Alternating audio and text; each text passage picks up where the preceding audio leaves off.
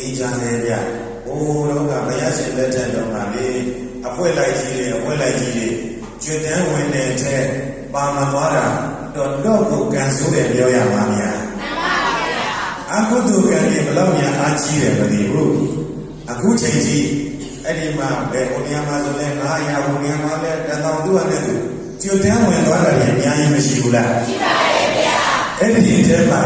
ဒုက္ခတော်များတော်ဦးစင်းတို့တော့ပါရဲ့လား။ပါပါဗျာ။ဘယ်ဘုရားရောက်မှကျွတ်မယ်မသိဘူး။မှန်ပါဗျာ။ကျွတ်ပါအောင်မလား။စဉ်းစားရတာ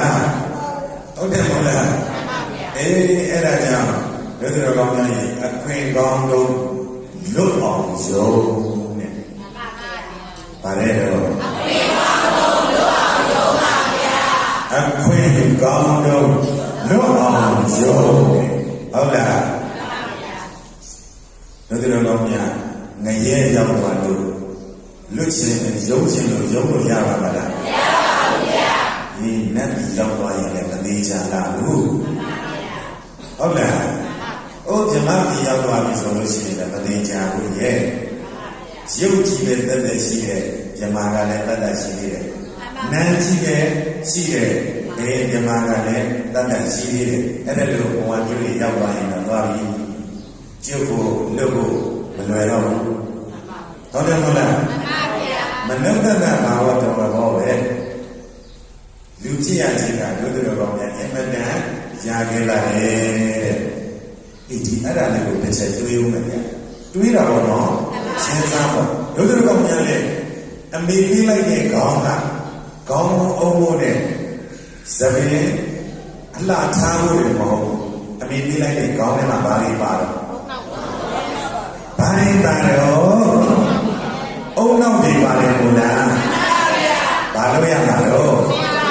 စဉ်းစားရမှာဟုတ်တယ်မဟုတ်လားစဉ်းစားရမှာလေ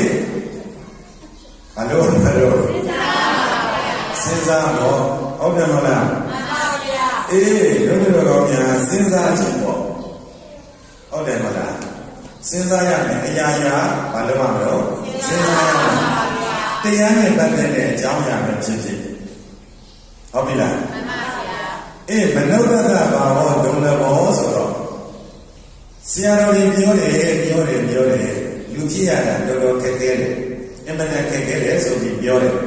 ဟုတ်ဒါပေမဲ့လောကမှာလူတွေအများကြီးပိုးနေတာပါဆိုပြီးတော့မေးစရာမေးဖို့မရှိဘူးလားရှိပါတယ်ဗျာအေးအဲ့ဒါဆိုရင်တို့ဒီကောင်းများပင်လေချောင်းနေအင်းအိုင်နေထဲမှာ